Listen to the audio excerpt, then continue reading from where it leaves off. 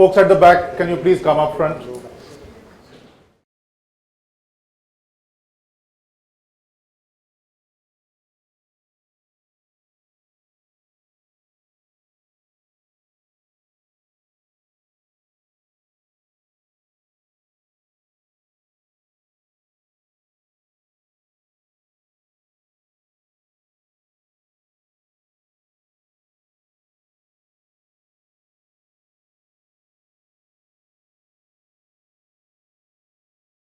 Warm welcome to the Urban Policy Dialogues 2016.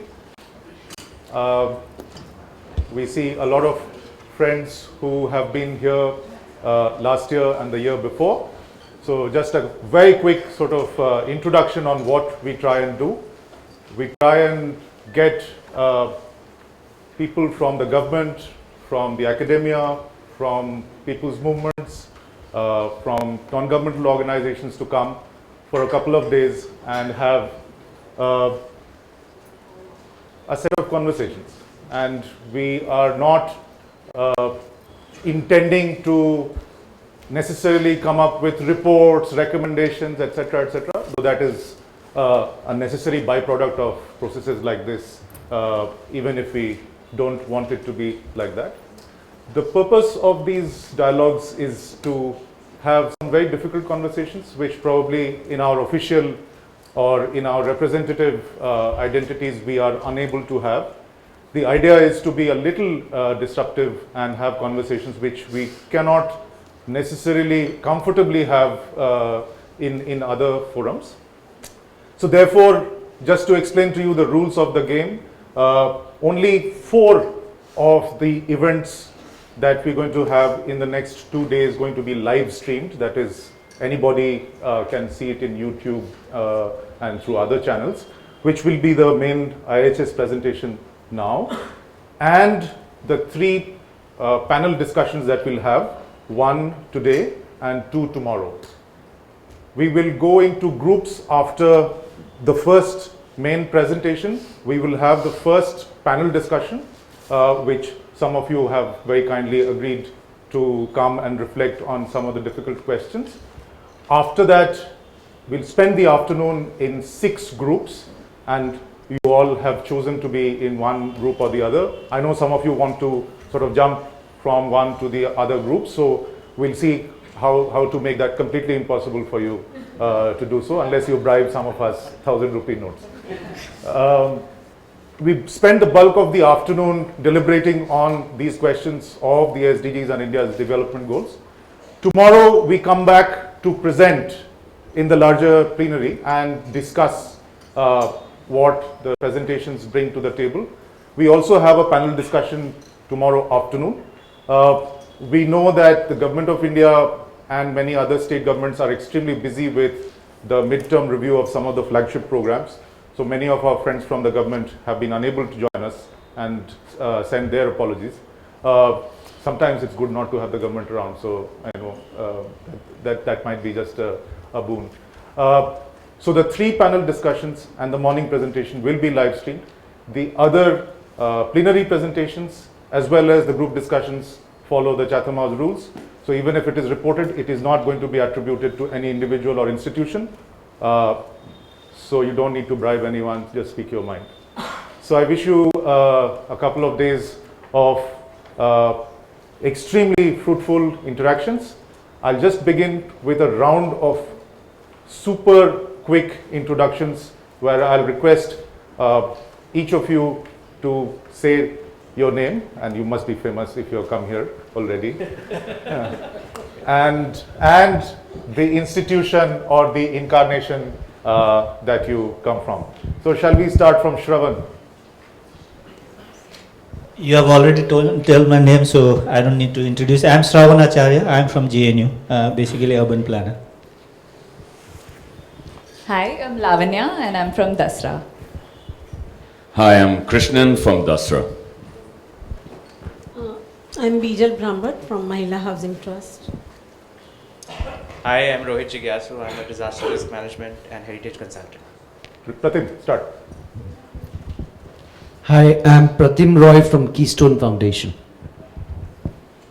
Solly Benjamin from IIT Madras. Mohan from Integrated Design. Morning, I'm Yashishri Gurjar from Avantha Foundation. We are a new entrant into the area of urban democratic governance. We run field projects, action projects on governance in 8 towns across the country today. Hi, I'm Divya Sharma. I come from Oxford Policy Management. I head their Urban Policy Division. Hello, good morning to all. I am Sridharan from School of Planning and Architecture, New Delhi. O.P. Matthew, Institute of Social Sciences. I am Balachandra from Keystone Foundation. G.K. Bhatt from Taro. Yeah, I'm Sudhakar Rao from IIC Bangalore. Veena, continue. Veena Srinivasan from Ashoka Trust for Research in Ecology and the Environment. I head the Water, Land and Society program. I'm Sujata Bhairavan. I'm at the Center for Study of Science, Technology and Policy, C-STEP here in Bangalore. I'm Ravi Narayanan. I'm from Arkyam. Tuan. I'm Tuan from Auroville Consulting. I'm Padmanabhan from UNDP. I'm Janki Andharia from the School of Disaster Studies at the Tata Institute of Social Sciences. I am Madan Kumar from Dan Foundation. We work with 1.5 million poor communities across 13 states. Hi, I'm Ritvika Sharma from the Vidhi Center for Legal Policy. Hi, morning everyone. I'm Shifali from Center for Public Policy. I am Bangalore. Jagdish, start. Jagdish from Ashoka Trust for Research in Ecology and Environment. I'm Anirudh Burman from NIPFP, Delhi. I'm Deepak Sanan from Himachal. I work on land and sanitation issues. Hello, I'm Radhika Khosla from the Center for Policy Research. Good morning to all. I'm Dhanlakshmi, Deputy Director for Tamil Nadu Urban Institute, and basically I'm a Municipal Commissioner. Good morning to all. I'm Selva Naiki, the Faculty Tamil Nadu Institute of Urban Studies, Coimbatore. So there is a government presence, watch out. Damodaran sir, continue, please. Hello everyone, I am Damodaran from Gramalaya NGO. Welcome. I am Madalasa from Real Estate Research Initiative, Indian Institute of Management, Bangalore. Hi, I'm Arjun Kumar from Institute for Human Development. I am Neeraj. I am from ADRI, Patna. Ramesh bhai. Namaste. I am Ramesh from Ekta Parishad. Good morning, I am Sunil, work on land laws and policies at Landesa, also teach at Nalsar University of Law. Good morning, my name is Ilangon, representing NGO called Gramalaya, based at Tamil Nadu, Tiruchirappalli. We are one of the key resource center of Ministry of Drinking Water and Sanitation. We are planning to reach 1 crore toilets in 2019. Sanjay, come up front. Good morning, I'm Sundar from Arkyam. Hello everyone, I'm Riddhi. I'm an independent architect. Good morning everyone. I'm Rahul from HDFC. Hi, Nandan from HDFC Limited. Sandeep Virmani from Hunarshala Foundation in Kutch. Namaste, I'm Rohini Nilekani from Argyam. Hi, I'm Sheila Patel from Spark, Mumbai. Good morning, I'm SV Kamath from HUDCO, Bangalore Regional Office. Hi, I am Tipeswamy from ex-BWSSP and freelance consultant. Hi, I'm Smita Kale from Shelter Associates, Pune. Good morning, I'm Sarah Habersak from the Sustainable Urban Development Program of GIZ. Hello, good morning. I'm Friederike Tonke, also from GIZ, working in the Inclusive City Partnership Program. Amita. Good morning. I'm Amita Bhide. I'm from the School of Habitat Studies at Tata Institute of Social Sciences. I'm Rajiv Raman. I work with IIHS, mostly on water and sanitation. Hi, I am Shashank Velidandla from CDD Society, Bangalore. I am Ramkumar from APSA, Bangalore. Hi, Arul Silva, I'm an activist in Bangalore. Anant Maringanti from Hyderabad Urban Lab. I'm also Ram Kumar from Watershed Organization Trust, Pune. My name is Dipti Ranjan. I work with a startup business school promoted by the Adani Group, Adani Institute of Infrastructure Management, specialized in energy and infra management. Basically, energy and infrastructure economics and policy. Yeah, thank you. Good morning, I'm Lucia. I'm from the University of Cape Town in South Africa. Hi, I'm Georgina Campbell-Kemp, and I'm in the International Development Research Centre in Canada in the Climate Change Programme. Hi, I'm Suniti Sundar from IIHS Chennai. Manmohan Reddy, institutionally unattached. One free soul at the end of the room. Yes, please continue. Hello, I'm Varsha. I'm from Nirma University, and land rights is one of my areas of work. Please continue at the back. Hi, I'm Surya Prakash. I'm coming from an organization named Daksh, which is working in judicial reforms area. Champaka. Hi, I'm Champaka Rajgopal. I am doing a PhD currently at the University of Amsterdam. That's a good way to, hide your real credentials. Please find out who she is. Hi, I'm Lalita Kamath. I'm with the School of Habitat Studies at the Tata Institute of Social Sciences, Mumbai. Hi, I'm Karen Coelho from the Madras Institute of Development Studies. I am Vishwadip. Vishwadip from Argyam in Bangalore. Please.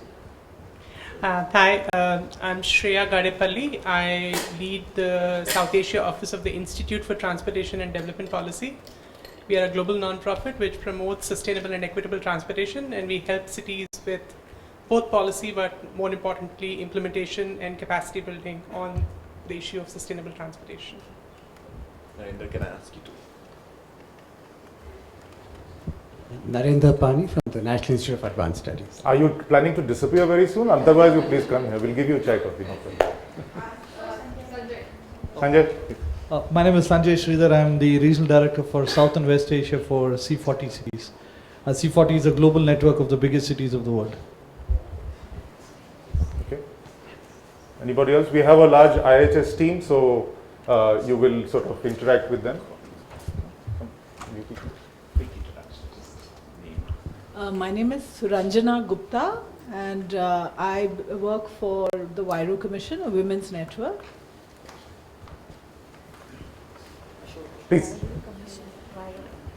I'm Ashok Srinivas from Prayas Energy Group, energy policy group based out of Pune. Okay, good.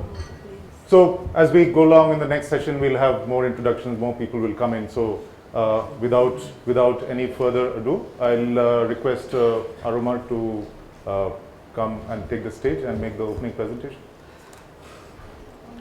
Okay, morning. It's really nice to see a very full hall. It's actually going to become a little fuller, even though we have a lot of missing people from Delhi. We're competing with the PMR today, and tomorrow the FRBM report is being presented. So lots of key people who are meant to be here are not here. But what we normally do in this opening presentation is try and give you a sense of some of the core questions that we're wrestling with as a community, and of course what IIHS has been wrestling with for the last year or so.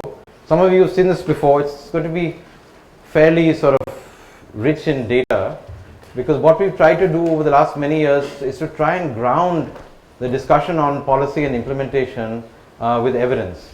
And normally what happens is, you go to a meeting and then people have a lot of ideas, which is very good, but it's often based on anecdotal evidence.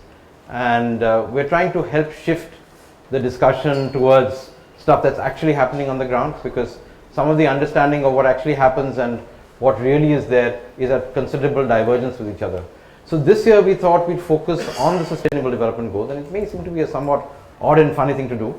We've had this whole sort of industry that's developed in India in some sectors since the late 1990s around the MDGs. Many people found it was not very interesting and useful. So the question, I guess, is this new fancy stuff that the UN has come up with, has it got any relevance and utility as far as we're concerned? And having been a skeptic in the MDG era, I would say that I also shared some of that process and that skepticism when we started this engagement about 2 or 3 years ago. But there is one big difference, and I think yesterday's election also sort of speaks to that difference, because the MDGs were situated in what I would imagine something that one would call a 20th century imagination. It was about poor people in poor countries, and it was about dhan and gyan and a whole range of other things as far as that's concerned. The SDGs, because some of us were quite closely involved in the negotiations across the world, and especially in the UN on this question, actually were a very different experience. So I still remember when the stuff started in 2013-14, and we were at one end of the General Assembly, and we had the stuff that was just starting in Syria in the Security Council. The complete difference in the sort of environment and ambience in the room. At one end, all the stuff that we've seen that's had this dramatic impact, I guess, on the US election, among other things. So obviously the normal tension and tussle between different countries, including our government. But in the other room, this was a smaller group. I mean, all the 193 countries were not there. About 80 of them were inside that room. The mood was very different. And I actually haven't seen that mood being different for a very long time. And the thing is, the mood was not different for one meeting. It went on for about a couple of years, where basically, to my mind, what happened in 2008, I mean, the sort of meltdown, which has had the impact on the US election, I think, to some extent now. We didn't really see it, certainly on Brexit. That impact was very clearly there in the room. So the OECD countries, G8 and G20 countries, had realized that they had to do something about this in the international arena. So, the UN has historically gone between weak and strong and stuff like that. But that sense was very strong, that we really had to come together, and irrespective of whether it is Saudi Arabia, Russia, and whatever it is, because I handled some of the negotiations on the floor, it's all on YouTube, the sense that something has to be done. And finally, the fact that you could come to a global political compact, and it's not an easy thing to do. It took a tremendous amount of negotiation to make it happen. And it also, because again, some of us were there, I was in the General Assembly when a whole range of people came in from Pope Francis, the PM spoke, etc., etc. This idea that in spite of all the divisions and differences and the fighting and the wars and all that kind of stuff, the demand, and that also came, again, from my experience of talking to a lot of the diplomats in the room, it came from the experience of Arab Spring. So these were the big things that were facing there. This big meltdown, the US economy going into deep shock, which it hasn't come out of, Europe being in considerable disarray, China now going through something which we didn't necessarily know at that point of time, and you could see that.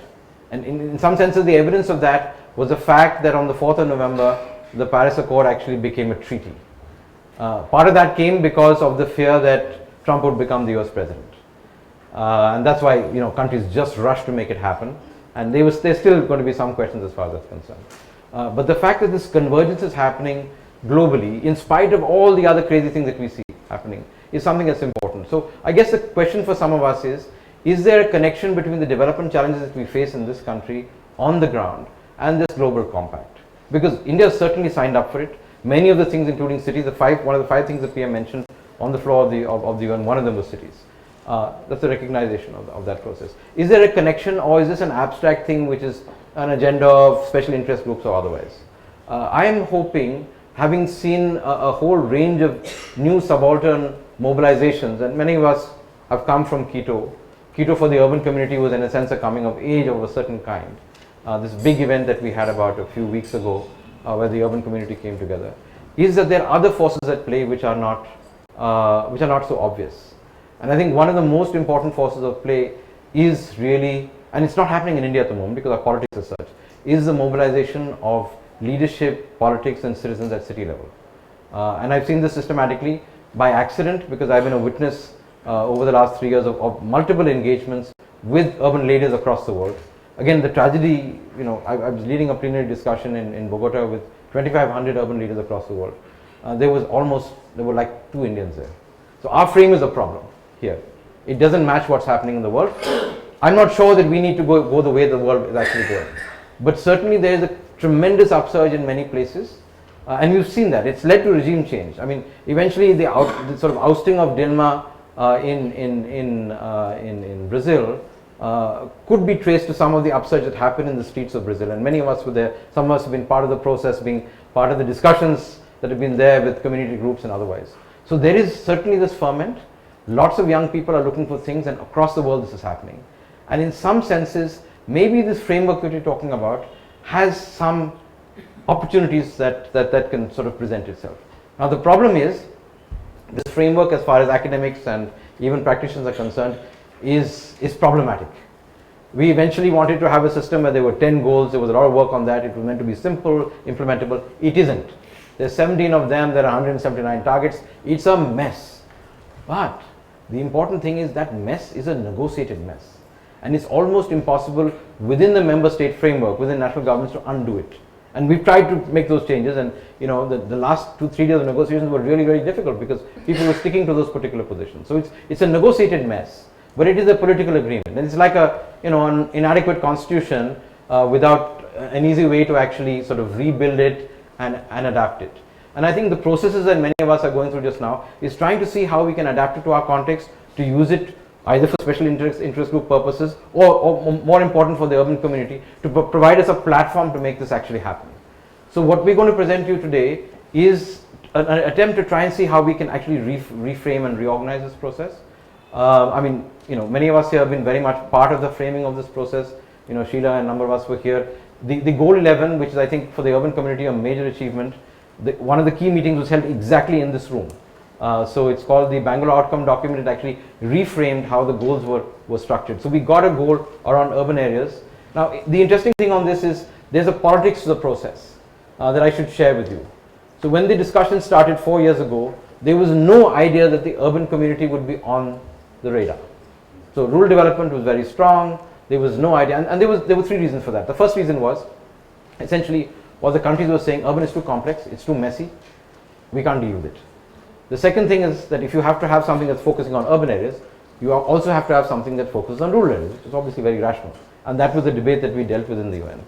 And the third thing is urban stuff is unimplementable because it's too complex, it's all interconnected, we can't handle it because governments are organized in systematic ways for 200 years along sectors. And urban delivery, especially if you talk to mayors and leaders across the world, is all about integration. It's the integration of health and water, a whole range of things are all tied together. So the idea of trying to do with integrated stuff was too frightening.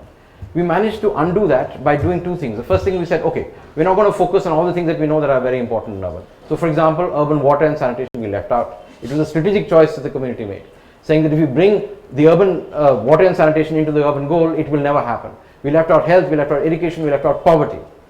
But the process that's happening just now, and I think Quito is the next big stepping stone to that, is the taking back of that space. We knew that that was a tactical move to create this space, to be able to do something, and all movements go through this, this big dilemma of saying, okay, we'll step back, we'll take this space so we have a position, and then we'll expand. So the urban community across the world is starting to take back that space.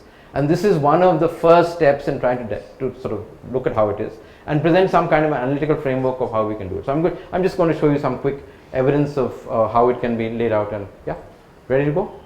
Good. So what I'm going to do is I'm going to do this in 4 steps. The first step is showing you the global framework. This is from a paper that was released at the High Level Political Forum. Some of us were involved in this. I happened to by accident or okay, sorry, yeah. Okay, for those of you who are sort of tweet maniacs, then there's the hashtag is up there. There are people who are doing this for the open sessions, of course, only. UPD 2016 is the hashtag, the handle for that, and IIHS is the one that people will be tweeting from. Okay, great, ready to go? Garima? Great, cool. So basically, I will look at the global framework. Then we look at an attempt that was literally finished yesterday of trying to build a similar thing for India and the challenges of doing that. And then from that, we will look at how you take that and try and connect with stuff happening on the ground. So I think this has been handed out. This is the framework, fine. It is a messy framework. I've written about this and talked about this across many things. There are just too many goals, but that's what we have.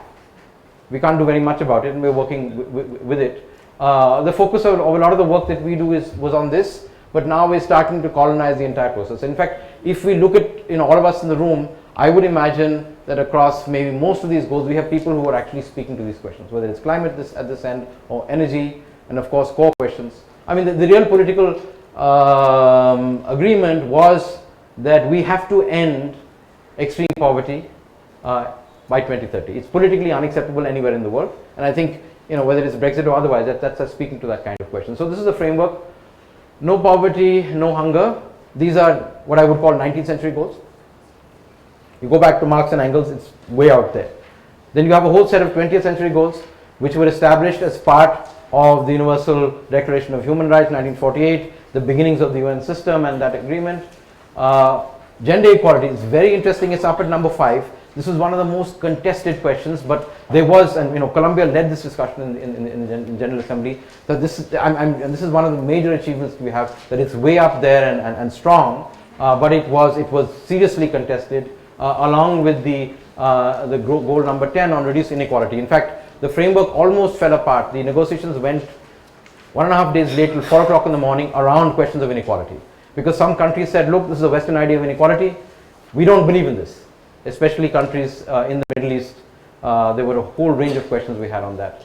Water and sanitation was part of the MDG frame, but much stronger just now. Energy coming up very strongly, and because of climate now, very critical thing. I mean, this is going to be one of the biggest challenges, decarbonizing the world economy and dealing with it. Work and economic development. This is a very interesting tussle. In fact, this is a space where, as the urban community, we actually lost part of the plot. Because the way that we have framed the urban growth in the beginning had productivity as a central idea. Because the idea that you can create jobs, create opportunities around livelihoods in urban areas is very critical. But it got pulled apart. Why? Because China said that we cannot separate productivity from industrialization. And they won the battle as far as that's concerned. So one of the things that we're pulling back in the urban community internationally, those of us who work on work, etc., is connecting this back into that.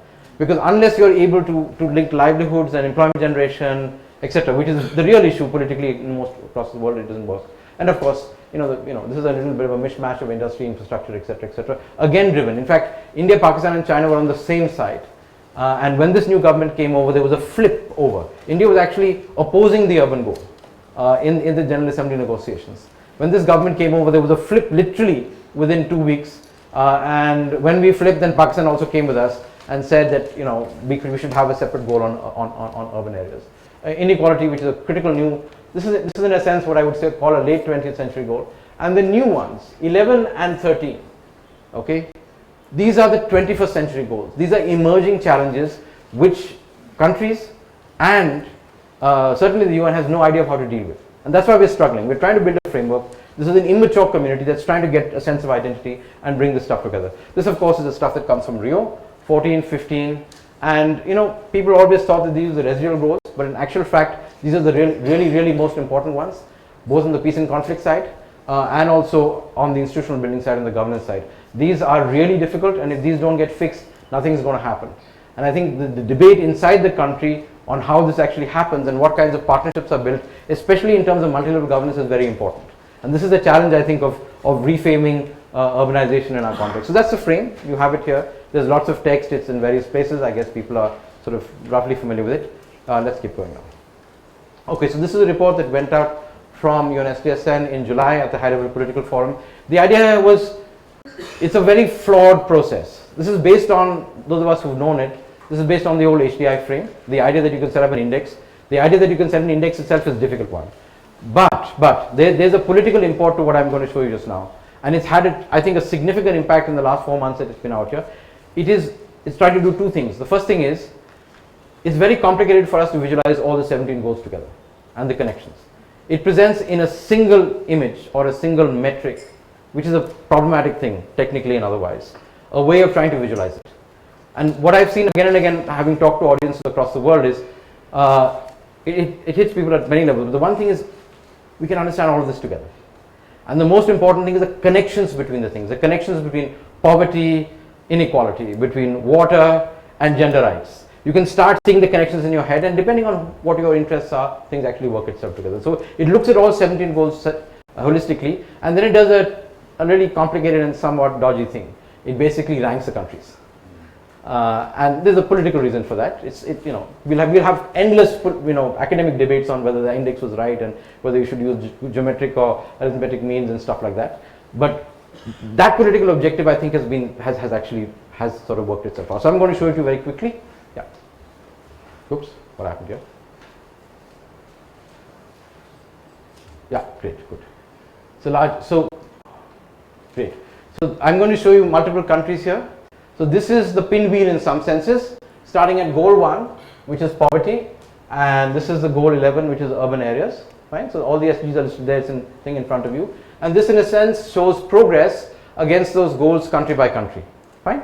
There are 4 other metrics here that may be useful. GDP per capita, which I guess we all know about, that's the Human Development Index. Remember, the SDGs are based on 3 different things: on the economy, on society, and on the environment. This is a proxy for the environment, a little bit controversial, biocapacity, which comes from the ecological footprint idea. So Sweden, for example, has a positive 3.4 global hectares per capita. So, Sweden is a country which is relatively large for its population, so there's a lot of nature still left. And this, of course, gives you an idea of how salient this is in terms of population size. Fine? Got that? I'm going to show you very, very quickly a set of different ideas. So this is, of course, the country that's at the top of the ranking. Yeah, this is Swedish sustainability heaven in some senses. 84.5 is the index. Sweden is number 1 in the SDI rank. That's Germany is 6. I mean, we've got this for 100. The paper is available. It's there for 100 and whatever 50 odd countries. So you can start seeing the differences already. Germany, serious biocapacity issues. Even though they've gone exceedingly green as far as that's concerned. HDI is also pretty high. Yeah. Okay. Keep going. We'll just run through. You just guess that. That's the UK. After just going through Brexit, again biocapacity issues as far as that's concerned. HDI a little bit lower, per capita income somewhat lower. The important thing is to see is how these things actually sort of contract and expand. So the UK has some serious environmental challenges, you can see here, on both surface and terrestrial resources. It has some questions on climate change because they have, they're phasing out coal-fired power as far as they're concerned. They have issues of hunger in the UK. Okay. And there are a range of questions around inequality and infrastructure. UK infrastructure, like the US infrastructure, is not doing very well. That's France, and you can see look at the difference between UK and France. Even though they're both OECD members, they're both members of the EU, at least for the current point of time. France has some challenges here on infrastructure, etc. They of course have a strong nuclear program there. Again, issues on the environment side, and even on the peace and justice side, and their contribution to the international system, they're not doing particularly well. Look at gender injustice on both sides. Let's keep going. I'm just giving you a sense of what it looks like. That's Japan. You can see Japan has relatively high levels of inequality, obviously seriously challenged on the environmental side. We know that because Japan has very little land resources, and you can see big issues as far as that's concerned. The big surprise is really, first, the United States is sitting at number 25, okay, in that ranking. And of course, and you can see the difference. Australia, for example, very resource-rich country, so they shouldn't have serious environmental challenges, but very, very deep problems on the climate side, because you know that they are one of the largest exporters of coal to other parts of the world. So, I mean, this is not perfect, but the comparison gives you a sense of how countries are doing it different and how far they have to go at various things. And I think for me, let's go some more. That's Russia and Brazil, and you can see, the dramatic impact of inequality in Brazil. Yeah, Brazil is really a highly unequal country. That's what's driving a lot of the politics they have here and the current instability. They're doing much better on climate because of the last 10 years on the Amazon, they've done dramatically well, something that we wouldn't have expected earlier.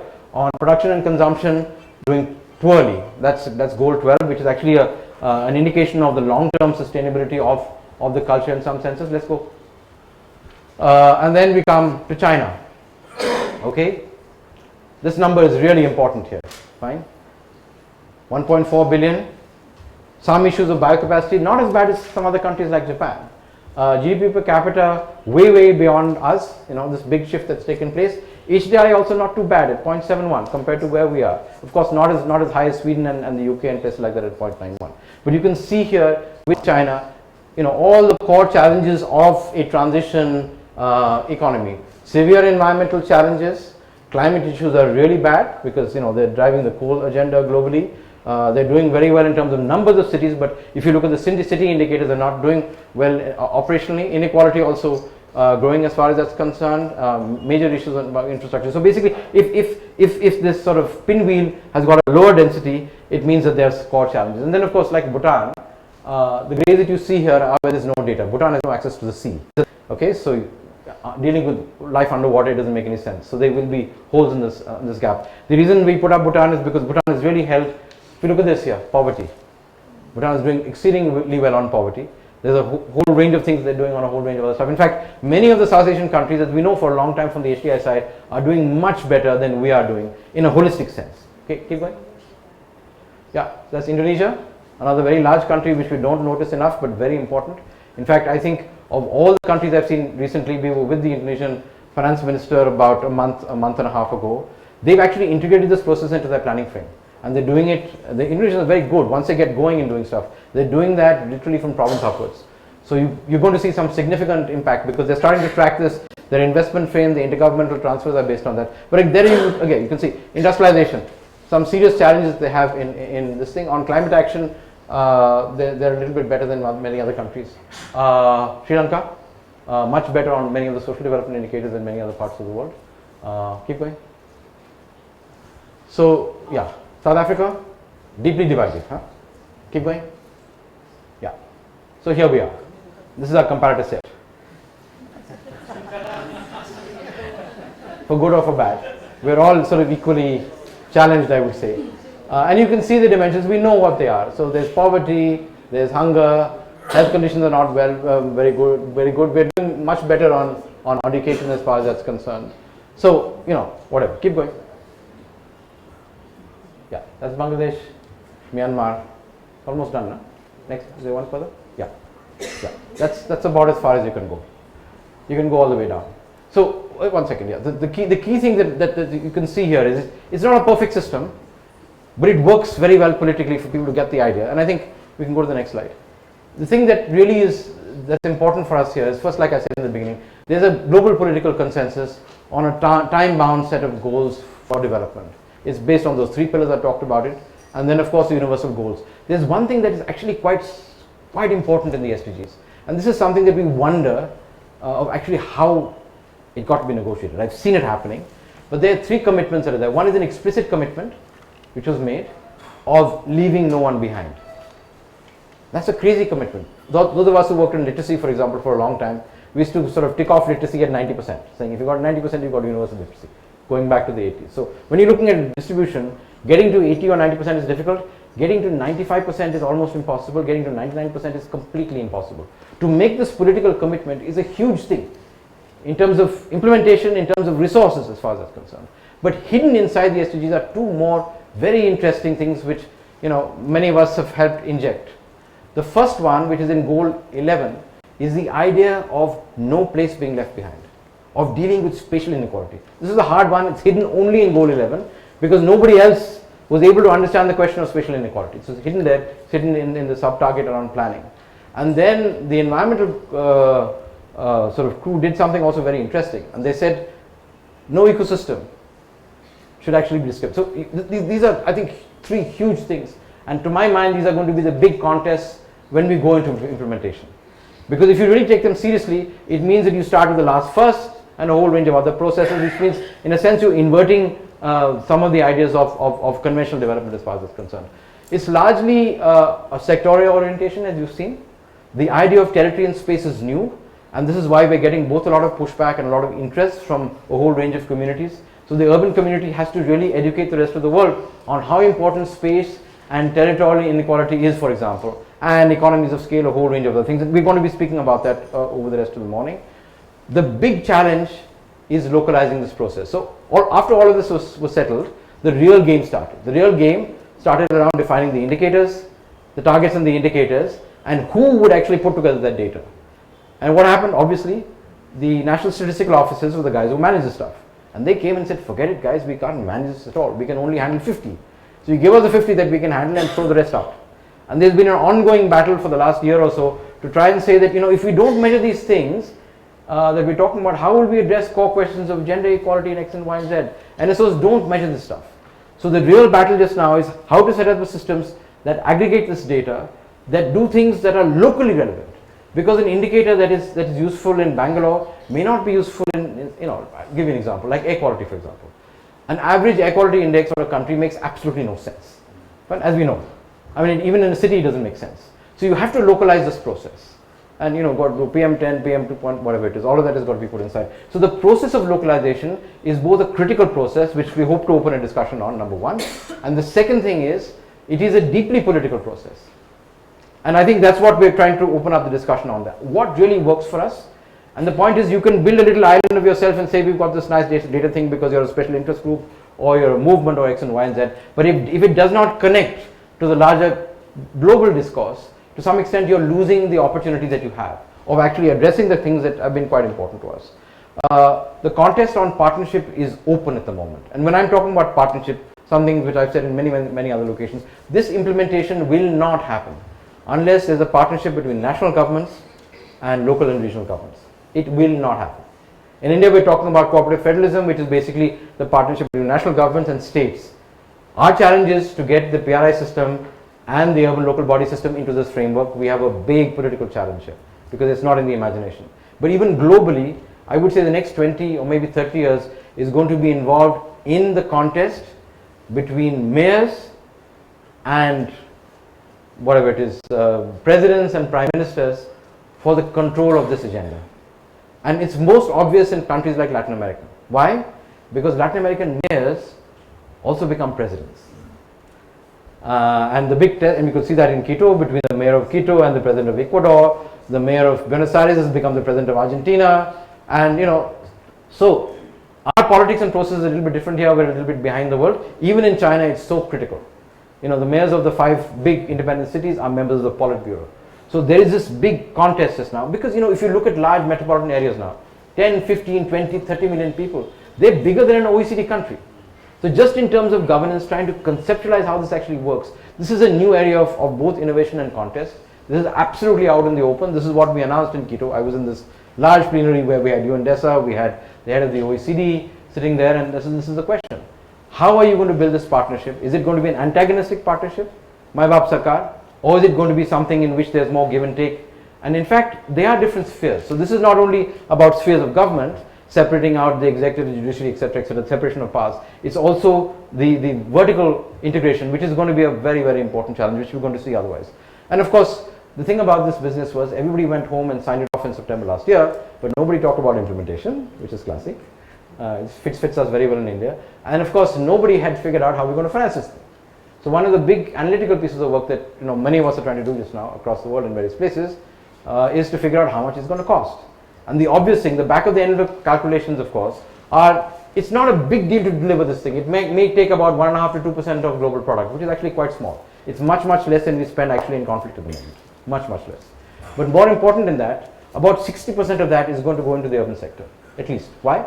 Because we're doing infrastructure, we're doing buildings, and the real important thing as far as the world is concerned is the bulk of this stuff, the new stuff, is yet to be built. And it's being built in China and East Asia, here and in Africa.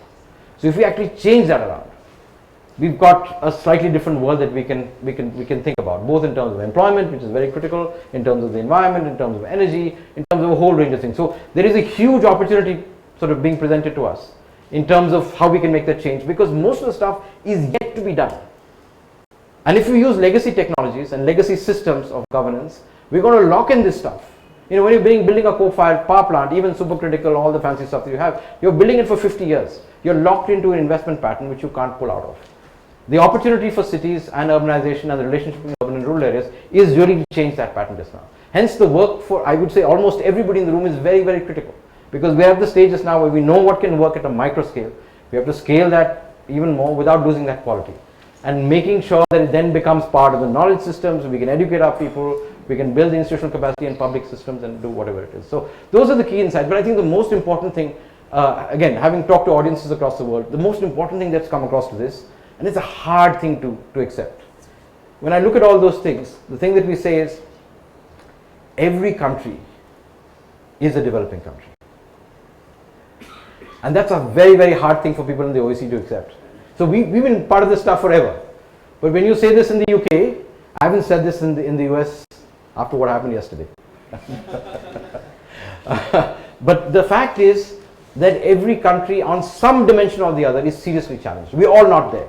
So it really is a question of solidarity and partnership, because the world is being pulled apart in different areas. Competition is going to come again, whatever, there's lots of pros and cons on globalization, etc. But that is the reality today. And this is the objective evidence. I don't have to show you anything else. This is all publicly available data. So we're all developing countries in something or the other. We've got stuff to learn from each other on. And a lot of the innovation is happening in our spaces. And a lot of the future, like I said, lies in what we do. So it's no wonder that everybody in the West is trying to come and understand what's happening here or in China. China has been doing it for a long time. Because the opportunities for innovation here are very, very significant. So the opportunity of taking back that space, of rebuilding theory from the South, is very important for us. It's not a political state. It was for a long time, but I think the reality is here. So that's a global picture. Now I'll quickly dive you into what we're trying to do here. So we said, okay, fine, this is great, it's wonderful. Now how do we operationalize it? About a year and a half ago, we tried to do this in 5 cities across the world, and we fell on our face, honestly. We started to do it to 12, including Istanbul, Rio, lots of fancy guys said, oh, let's do this, we'll build this stuff. And we found that we just couldn't do it because we didn't have the data. I mean, I was shocked, for example, in Istanbul, when we found that Istanbul does not have data on air pollution before 2000.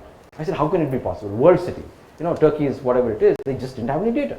Not available as far as that's concerned. So we were not, when we tried to do it across different geographies, we had cities in Sweden, we had UK and stuff like that. We found that operationalizing the stuff at city level was almost impossible because cities don't collect this data.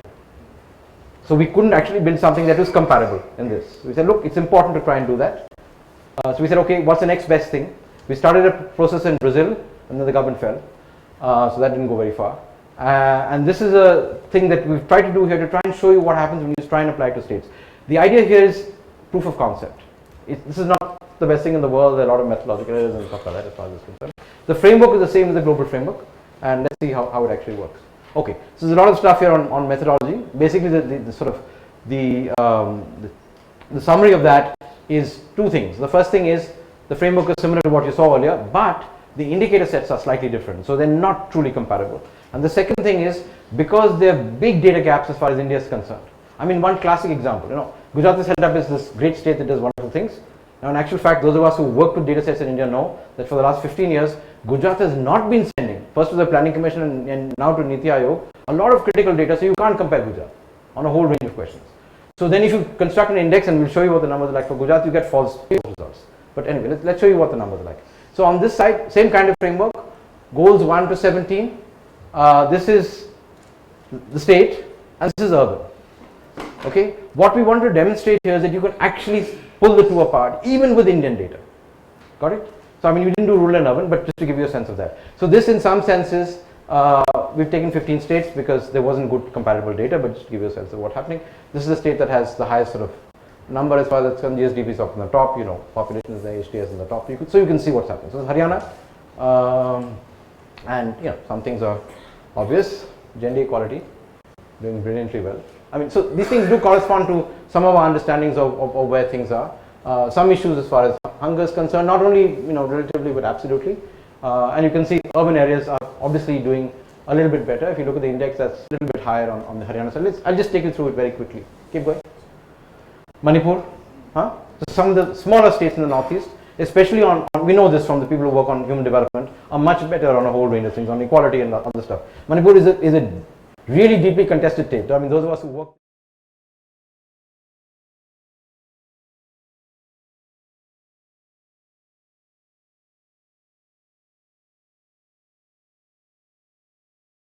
good comparable data. Keep going. Uttarakhand. Okay. Yeah. Great. Yeah, keep going. So again, smaller states. Keep going.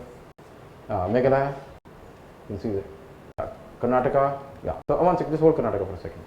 Yeah, just for quick reflections, because a lot of people from the state at the moment here. So again, a mixed bag in some senses, on a whole range of things. Yeah.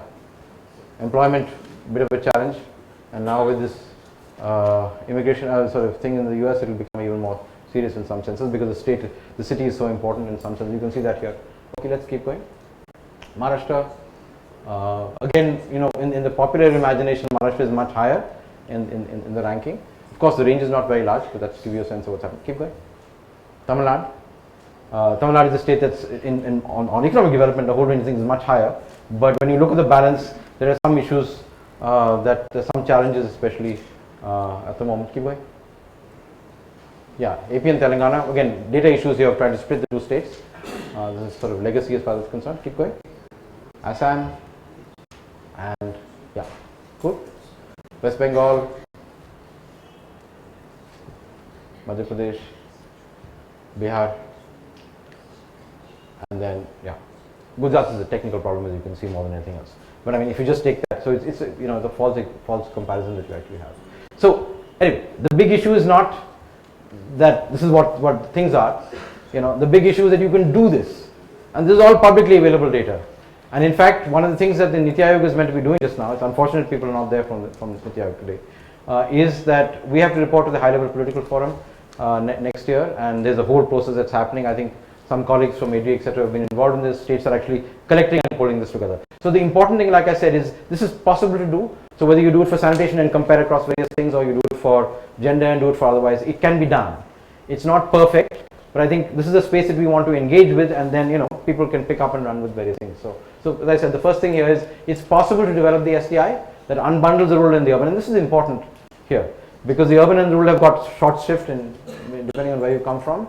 So data availability is a core challenge, and the comparisons are not completely robust. There are some issues about indicators as far as that's concerned.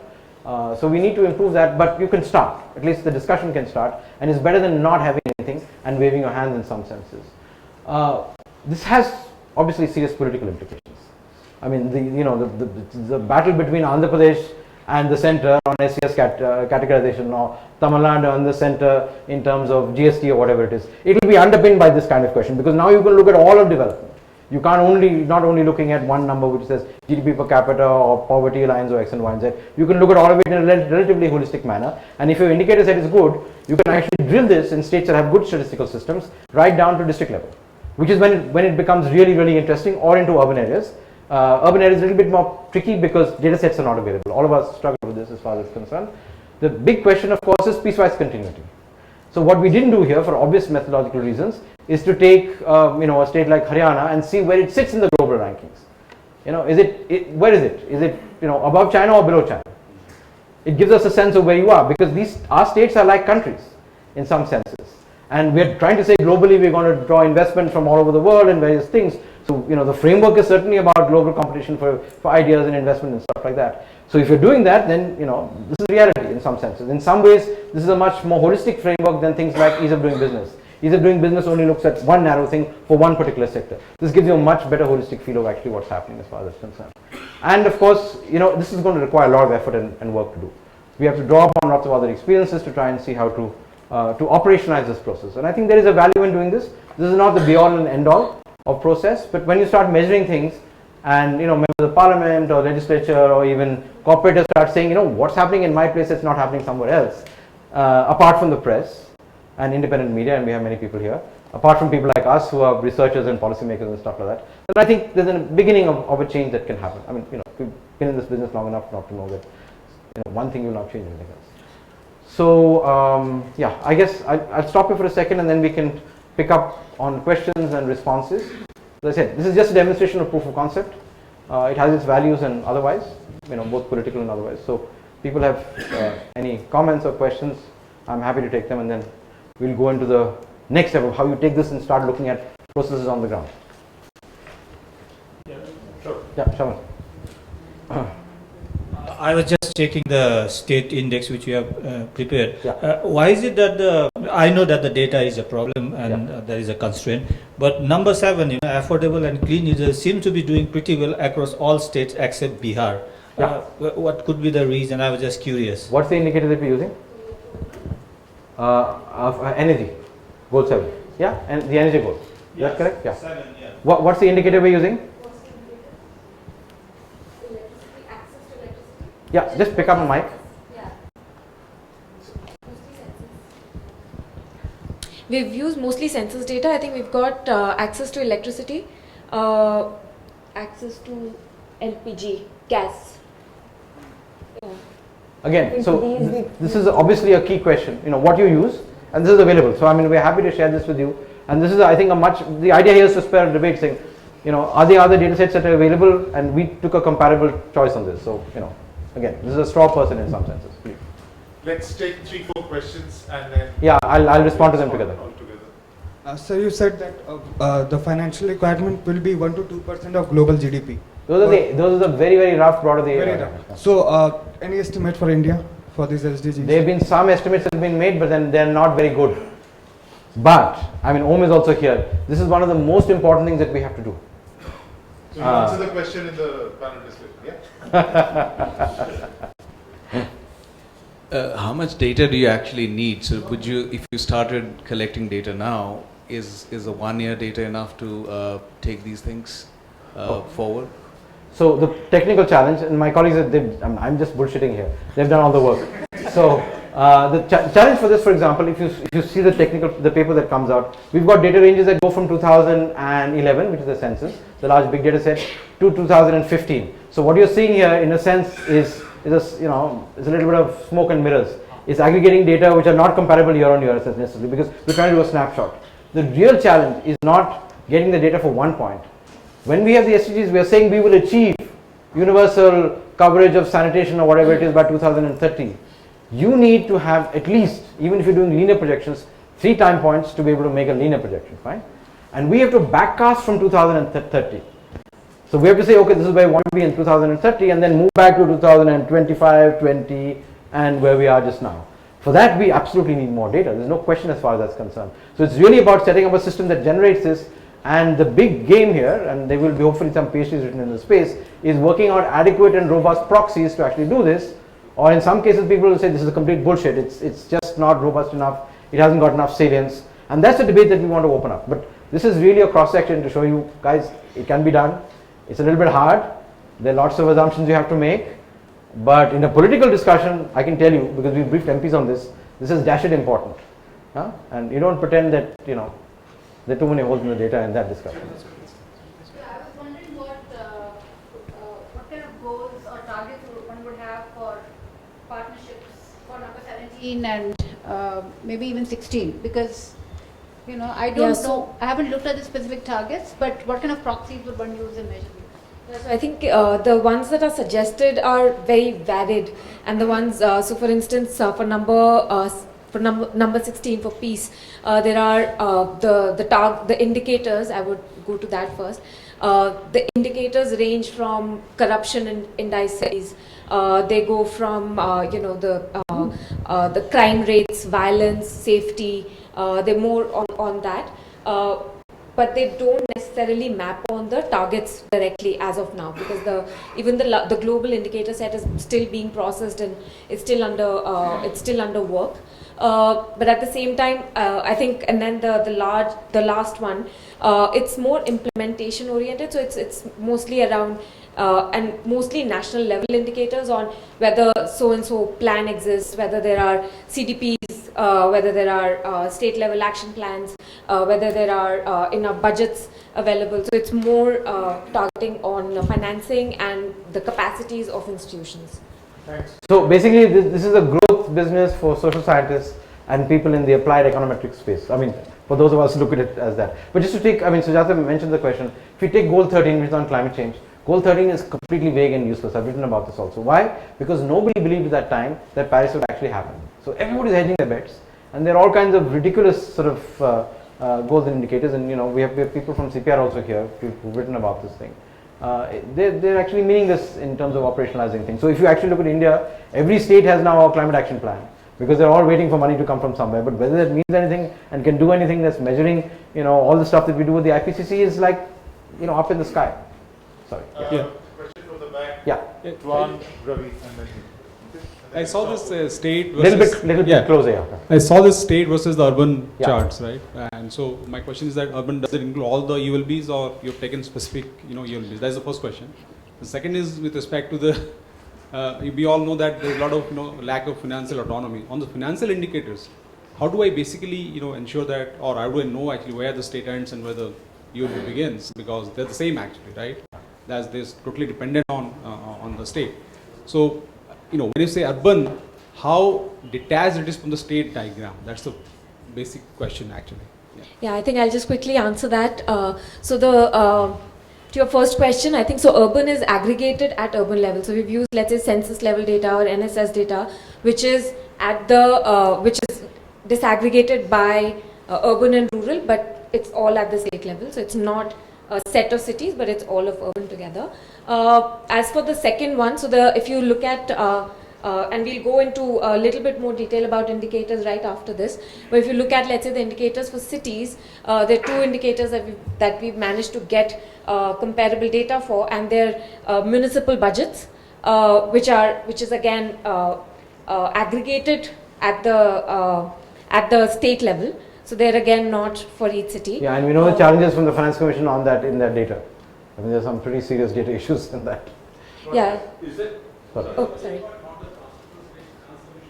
Only the budget part you're talking about? Yes. So not the transfers from the state commissions? No, so the indicators that are suggested in the global set, so we've taken from the global set, they're all at the national level. They're required mostly at the national level, but we've taken some also at the state, but which are more for the urban and use those for the Right. for the cities. Yeah, so the Finance Commission discussion is an important one, which I hope you'll pick up, which is quite critical. Sorry. Yeah. Yeah, when you are making an SDI, when you calculate the SDI for a state or for a country, do you give each of the 17 SDGs an equal weight or not? Yes, so we were not actually truly comfortable even calculating an SDI because at least personally I feel that aggregation sort of loses out on the detail and makes it less actionable. But of course, for like, you know, we all understand, I think for political reasons, it's also useful to see how overall cities are doing and states are doing and even national governments, and comparison is easier. But for this purpose, we've actually just followed the methodology which the international paper has used, and it is weighted equally. We've not used any separate weights. It's averaged mean of all the goals. Is there an assumption that all these indices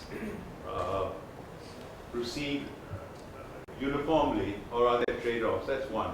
And historically, are there any indication that some are drivers or accelerators? For instance, the institution goal 16. So, I mean, this is an interesting question. There is a lot of interesting research that's now building up on this thing. I mean, we're happy to share it with you. There are at least 2 or 3 systemic papers that look at the synergy and, in a sense, the trade-offs between multiple goals. I do not think there's, at least from the economic side, adequate data on this. This is an emerging area. You know, this report came out in July. I would say there must be at least 15 or 20 papers that are going to come out looking at this question. There are obviously clear trade-offs as far as I'm concerned. The challenge is the national statistical systems, at least from the national accounts, are not designed to address some of these questions. Remember, you know, national accounts with green accounts are not available for many countries, and then you've got to trace this back to these processes and actually do the time series. So there's a lot of interesting econometrics to be done here. In the climate space, there's been some mucking around in this, but climate is just 1 or 2 sectors out of a much larger thing. So, as I said, this is really a very rich sort of area for investigation. So this has been done on the political gut feel. I mean, if academics would do this, it would look, of course, much more confusing and also rather different, because there are things that are different orders here. You know, so governance is at a different order from production and consumption, but they're all bunched together because the political process basically signed up and said it's important. An interest group got in there, they voted, and then all the PR said, guys, this works. So, you know, this is not a perfect system. Lessons from history? Of course, absolutely. So you have to work with a perfect. Don't respond to this question, we'll take 3 together. Yeah, just speak into the mic. This is, you know, the sort of aggregation that is put together here it's very important. It's also very powerful when you see that kind of one number there or the pie chart. But precisely because of that, it's important that it doesn't disguise the complexity within each of these different sectors. Now, in the spirit of that, I have 2 questions. One is, do these indicators in any way look at qualitative information, which is, you know, so access to electricity is important. What about the quality of that access? And the second is that how deliberative was the process of actually deciding what these indicators should be in each of these different goals? You know, who are the people who make that decision? Because I mean, I hear you talk about the politics of this often. The point is, what is the politics of actually getting the people who are influenced by each of these objectives be involved in deciding what the indicators should be? And have you worked at that at all? And if I may, just on the previous question, there is this sort of methodology that is now we've been developing, and Ashok is here and we've done some of this work together on looking across different objectives and analyzing and finding a way to both be deliberative about it, but also look at what the trade-offs are and look at weightages.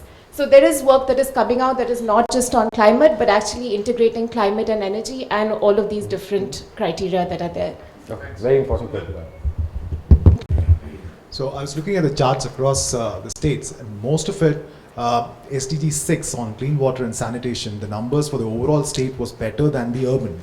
So, I mean, how do you explain that? Yeah, so it's a very simple answer to that. I'm glad you noticed it. So that's also census data. And census data, if you look for, let's say, a city like Bangalore, it states that 99% of households get water. They have access to sewage system. They get electricity, and 99% people do not live in slums. But we all know that's not true. But that's much of it is because of the use of publicly available data. And sorry. Yeah. Can we do this in the water and sanitation show, please? Yeah, so you have lots of questions on methodology and detail. I'll urge you to ask high-level questions and keep your detailed questions for later this week. Lalita, last question from you. My question was actually that I think it's really useful to look at the urban and then look at the total, but there seems to also be some assumption that all urban is different from all rural. So I'm actually thinking about within the urban, does it make more sense to actually look at very large cities, for instance, as a separate, almost like a subcategory? Because it's increasingly, I think in the last few years, I think even in terms of elections, the results seem to be much more that smaller towns actually might be closer to the rural part rather, and very different from bigger cities. So is that something also that was discussed? Yeah. And is that on the agenda? Okay, Sanjay, yeah. I'll just close now because we're running out of time. Yeah. What caught my attention was some of the better governed states were actually lagging behind in your chart.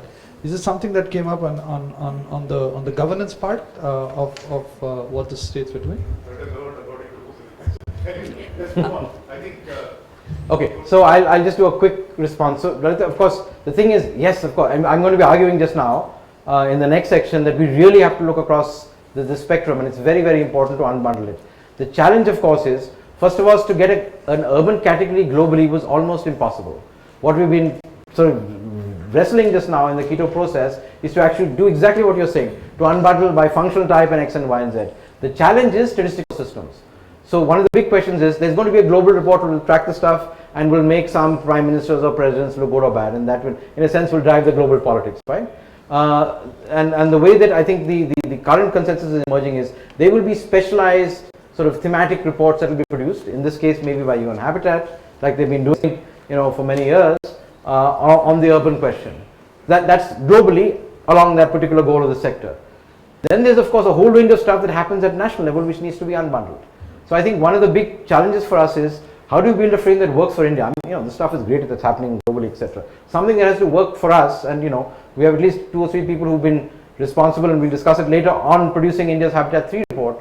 What are the challenges that we face in actually putting that together? So if we want to maintain continuity, and there's a value in doing that, we cannot give up what is important to us. Some things that are going to be very critical. I'll give you an example, not an Indian example. The Latin Americans were very incensed when a whole set of economic and poverty indicators came up, because many of those countries said that our single most important problem is basically crime and violence. And if you don't measure that, and it's damn difficult to do it. Our NCRB data, of course, is very odd. If you don't measure that, then how are you addressing the question of cities? That's their number one political question. So, so if we haven't been able to address that in the global set, similar kind of things along each of the dimensions need to come out. So this is, I guess, an invitation to all of us to actually engage with this process, see if there's a value in it. And of course, we will tell both white lies and use statistics in various forms internationally and domestically. But I think this gives us an opportunity, at least in some states, to start interrogating this frame and doing stuff. And I mean, your points are very well taken. The process of selecting the indicators was both difficult and political. So I remember just sitting in this room here, we had a very interesting discussion on how to integrate land into goal 11, and we used a proxy that seemed that was workable, which has lots of problems in many countries. Why? Because there were 6 or 8 of the major urban groups. UCLG was here, etc. The people who represent the communities. C40 was not in that discussion at that point of time, and some of the top sort of thinkers in the business. So whatever we could do at that point of time was, in a sense, the thing that actually determined the discussion. And then some diplomats and bureaucrats looked at it and said, we don't like this. This is not good for me. My whatever it is. So it reflects a lot of that.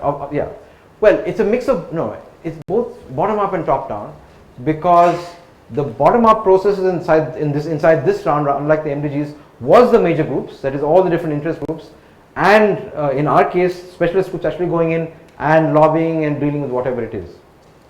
But to answer your first question last, we are using an arbitrary set of indicators basically based on data availability, fine?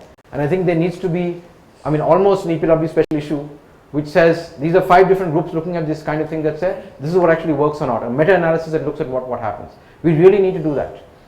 To deal with the urban-rural split, with dealing with the sectoral questions, with dealing with fiscal and financial questions, it's important to do it because fortunately or unfortunately what you measure does have a little bit of value, not all of it, but it has some value.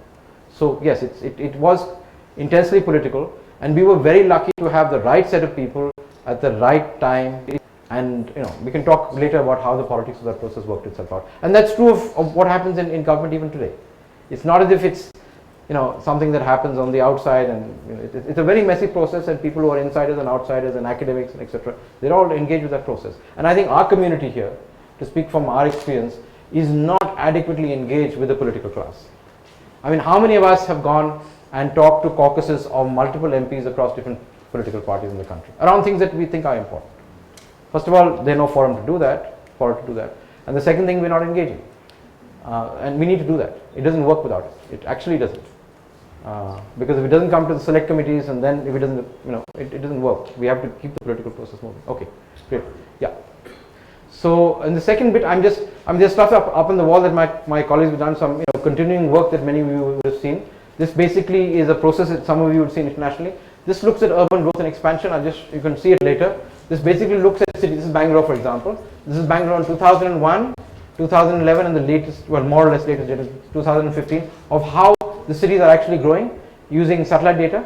And we have this way back to the 90s. I'm just showing you 3 sets of things. So you can see how growth is happening. The reason that we put this up here is that we need much more of this stuff. This is all publicly available data. In fact, this is not even an Indian satellite. We're using Landsat because of long-term comparability issues. We have very good satellite data for this country. But even though ISRO has been doing this thing forever, NRC is doing it forever, it is not available at enough grid resolution for community groups and a whole range of people to work with. And this is public open data. So we're using Google Street Maps and X, Y, and Z. It's ridiculous.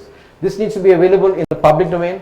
One of the big hopes that we had, and it might work out in the next year, is that there's a geospatial consortium that might be funded with a trust fund, which will make for all countries of the world geospatial data free and available. Because to my mind, in the mashup with community groups and grassroots organizations is where we can actually fill the real holes. We know forever and ever and ever that when you look at an informal settlement in the city, in a formal map, it's a white area. It's kind of disgusting and ridiculous. But this stuff really needs to get out and get organized, and this is not only urban. We can do this across the whole country, and what I'm going to show you just now is an attempt to try and do that and work with large data. So this needs to get out. We're slowly doing it, literally 1 city a week, so that by the end of the year we have much of the thing available. There's a similar thing that's been done globally by an old friend, Solly Angel. It's called the Atlas of Urban Expansion. It should be out in December, which has 200 cities inside it. But we need to develop our own understanding of this process. And this, for example, does not integrate water and other resources inside it. So, given all the practitioners, it has to have water, it has to have energy, it has to have, in a sense, all the goals that we're talking about in a geospatial format at 500 meter by 500 meter resolution at 1:5,000, well, 10,000 scale maybe. Then we can start getting around doing this. But this is where I think the opportunity to build bottom up and link with top down is possible. So these are simple and easy technologies. We train hundreds of people a year in using web-based stuff on this. And again, this is all sort of making the public aware. Chalo. Okay, great. So in terms of trying to operationalize this, there's a document, it's available later. We started working with national governments to tell them how to prepare for the SDGs. And earlier this year in July, there was a sort of a paper or guidebook that we produced trying to help cities, not very useful in India in some senses because cities are not so empowered, to prepare to work with the national governments to contest and address these issues. So it's available. We're happy to share that with you. So we have to move both bottom up and top down to make this actually work. And it's not so easy. Cities are not used to working with national governments on a whole range of questions, on especially questions of social development and equity, etc. So that's available. That was, in a sense, the beginning of why this was interesting. Okay. So basically what we've done here, and I'll run through this very quickly, is This is lots of questions about the underlying data that we had for the Indian indices. So this is answering many of the questions. This will be available to you. So goal by goal, you can see what the indices are like. Agichola? Yeah, 3. So this is the underlying data sets that you have. The urban lines are the darker line, the lighter lines that are here. Yeah, keep going. So you have to do this kind of level of detail to do stuff, and we may disagree with the indicator, but yeah, keep Agichola. Yeah, so I've gone over this. Let's go up. Yeah. So the thing that I think what we're sort of playing with here, and I guess many of us have been in conversation on this, is that in order to be able to try and pull this together, you not only need to have lots of data and a lot of practice, we actually have to build theory to be able to understand what the hell is actually happening. Now this may seem like a very esoteric thing in an area which requires a lot of practice, but in my experience, if you don't have the theory, you can't move from one context to the other. That's really, really important. And in a world that's changing very quickly, it is that theory that gives you the ability to be able to translate and understand things, fine? So in a sense, what we've argued, and there's a paper that was produced a few weeks ago that came out just before Habitat 3. There's a special issue of Nature. We did the lead article for that, which actually argues, there were 7, 8 of us from across the world who argued basically that we need not only sustainability science, which is now becoming a little bit wider and well known, but we need an urban science that sits along with that, okay, which talks that question, which actually is based on both practical work and analytical work, but we need to understand the basic principles of how things are actually working. And my own sense, and we've argued this in the paper will come up in a second here, is that much of this will be built from the global south.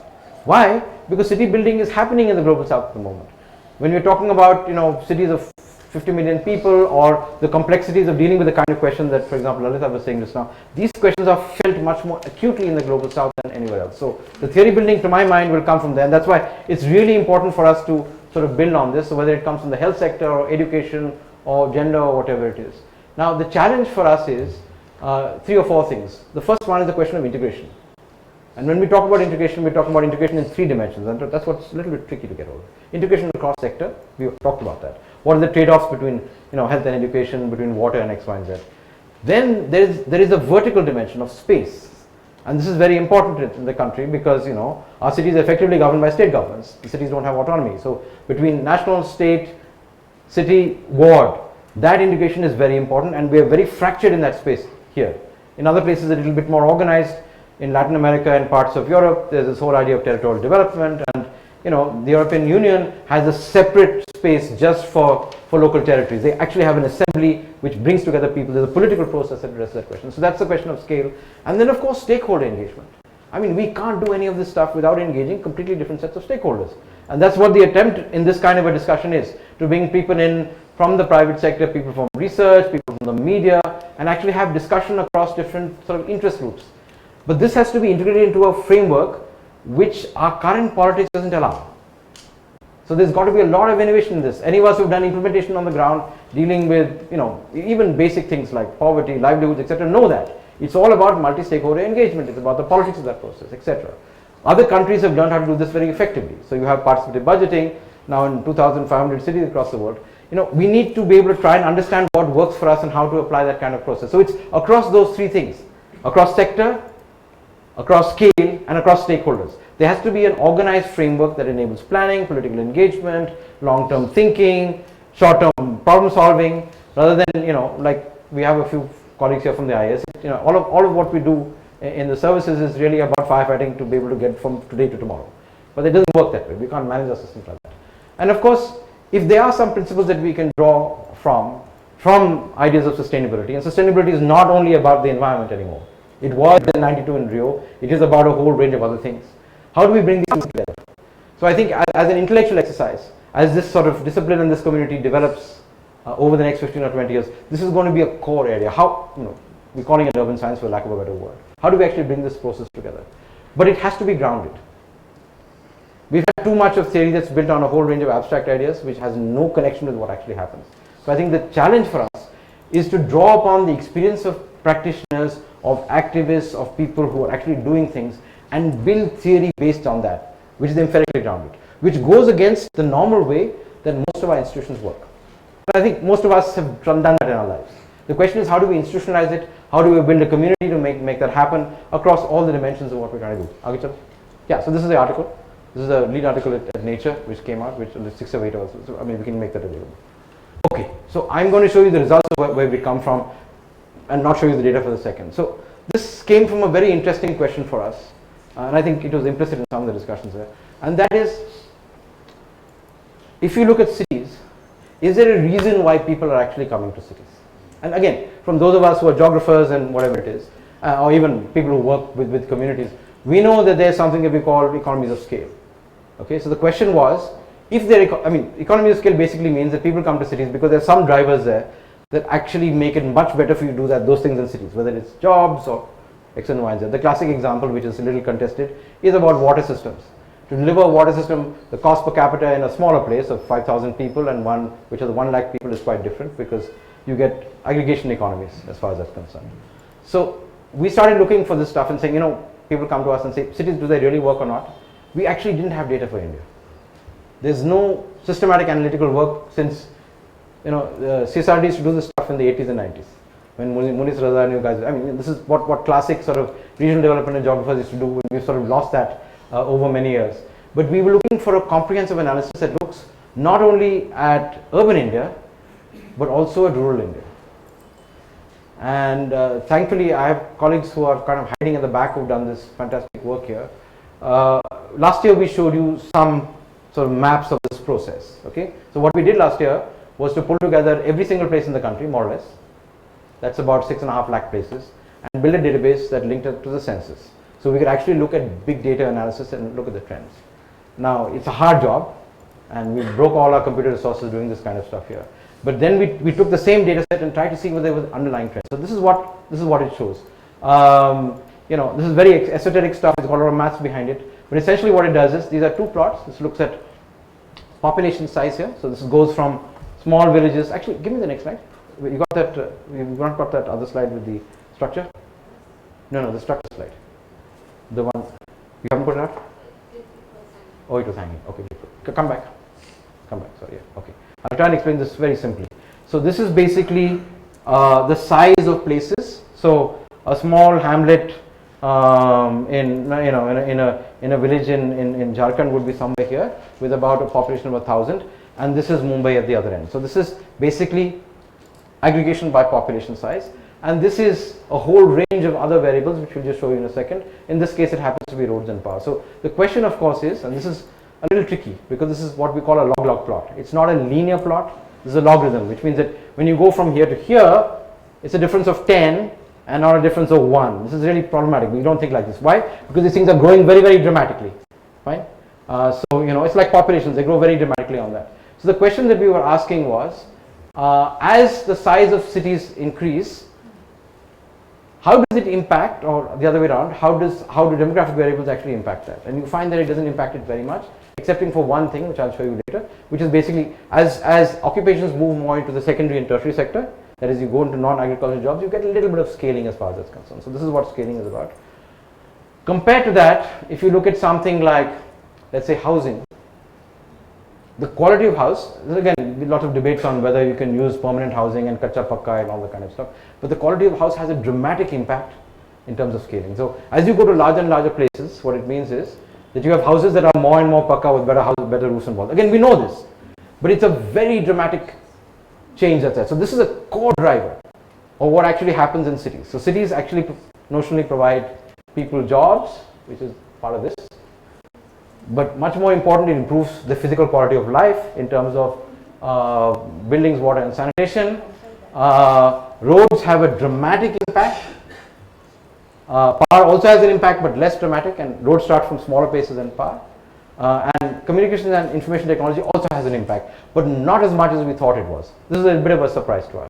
And at the end of that, what you have, again, this is a very bad proxy, but we have proxies for economic output and wealth creation. So this is the economic output line. So basically, to answer this question very simply, as urban centers become larger now, we know this. There's lots of theory built on this. In India, based on our evidences now, from two census periods, 2011, 2001 and 11, you can see that economic output increases as city size increases. So people come to places because, there's more economic activity there, and they hopefully get more wages and whatever it is. But interestingly, this line that's here, and I'll show you the breakup just now, is the wealth line. So two things, and we showed this to you last year. The interesting thing about Indian settlements is 6.5 lakh settlements, just 8,000 urban centers, but within that, just 100 centers producing 40% of India's economic output. So we have a system which is very large, very dispersed. Our strength and our diversity in some senses, but out of the 6.5 lakh, only 100 of them are producing 40% of the output. So we have dramatic concentration of economic opportunity and activity. This proves that. But even more, and this is a question that we looked at from points of view of caste and gender, etc., data is a bit iffy on that, is that wealth is even more concentrated. Okay? But the interesting thing is that we have the cutoffs. This is just an idea to get you a scheme of it, but in smaller towns you start finding concentration of wealth that's taking place. So, ideally you should be able to do the same thing for SC, ST, OBC, etc. And some people have done it. Vamsi is not in the room, but this can be done. So basically what we're saying is, with the data we have, we actually can start looking at what's the big trends as far as India is concerned, and there are some patterns. It's not as if that everything is too complex or tied to each other. There are some underlying patterns that are there. This obviously is not been published. It has to go through scrutiny. There's a lot of, it's up in the air at the moment. But we thought we'd lay it out for you because I think this is a very, very fertile area for engagement. And this does not come from Western data. It comes from our empirics. We didn't come at it with any particular theoretical frame or whatever it is. So I'll just quickly take you through it to give you. So how are we looking at it? There is a document that should be around, or it will be circulated. We basically took, Arinda, you want to come do this? Come on. Why are you hiding at the back? Come. You can start talking as you. So we have lots of colleagues who like to live on screens and other such things. Go ahead. 2 minutes. Right. So 2-3 things that you're going to see in the next slides. First, it's all a gridded data. So basically, we are looking at the basic unit of analysis is roughly 120 kilometers square, like uniform regular grid. So we are aggregating all outcome variables and population and other demographic type stuff, all at that level. Sorry, the reason we did this is we are mixing up, we'll do it together. We are mixing up two data sets. One is point data and the other one is grid data. Satellite data, for example, some of it is available at grid level. So we have to use, this is a hybrid method that we're inventing as we go along, because other countries don't have this problem. If you look at Karen Sito's work on the US, for example, based on NASA data, it's a much higher grid aggregation because they have the data sets up to the zip code in the US. We don't have that. Sorry, keep going. Yeah, so then the next thing you'll be seeing is the spatial Z-score concept. So that is basically, as you can read there, the idea is that the darker colors represent higher value clustering of outcome variables, lighter colors of lower value clustering. The distribution there basically tries to show the total area under each of those categories. So how many grid cells are there? 27,000 odd. So we've taken India and broken India into 27 grid cells. Each of them is this histogram here looks at, for any particular thing, the distribution of those grid cells around a mean, which is a 0. This is a normalized distribution, fine, for those of us who do the maths. This is a Z-score, but it's a spatial Z-score for the geographers that are there. So that's the mean, and this is -2 sigma, and this is +2 sigma. This is to be able to get comparability across stuff. So you get and see what's happening, and the red line there is a normal distribution. And you'll see that some things are normally distributed, but some things are right skewed, some things are bivariate. We're now getting the data that's coming from reality. It's not from some theoretical stuff. Yeah. Okay. The next thing you'll be seeing is a functional form. So as Arav was saying, basically the x-axis indicates increasing population size. We have kind of okay, so as you can read there, what we've done is the outcome variable is taken as a ratio of its mean, so as to get a sort of a multiplier effect there itself. Same with population, and 0 corresponds to basically the average. So when log 1 would be when your outcome variable is equal to its mean, and population variable is equal to population, overall average population. So these two lines indicate the mean levels of y and x. X being population, y would be the outcome variables. And so as the curve line goes up and down, we can understand where the scaling is happening, at what level. So scaling in the sense that as population size increases by 1 unit, how much is the outcome variable increasing by more than 1 unit or less than 1 unit? So less than 1 unit translates to sublinear, and more than 1 unit translates to superlinear. So basically, if the line is flat, it means that there's no impact of that variable across the size of settlements. It doesn't make a difference. It's sort of agnostic. Fine. If it tilts upwards, that means there's superlinear scaling. As you go to larger and larger places, and remember this is a log scale, which means it's going, if it goes to 2 increments, it's going 100 times. So dramatic impact. We can, if we show you the graphs, you can actually see it because the graphs start going off the plane. That's why we use a log-log plot here. If it's going below this, it means it's sublinear. That means that as you go to larger places and you see that with some demographic variables, there's actually an inverse. It's a sort of regressive kind of process that's happening. Fine.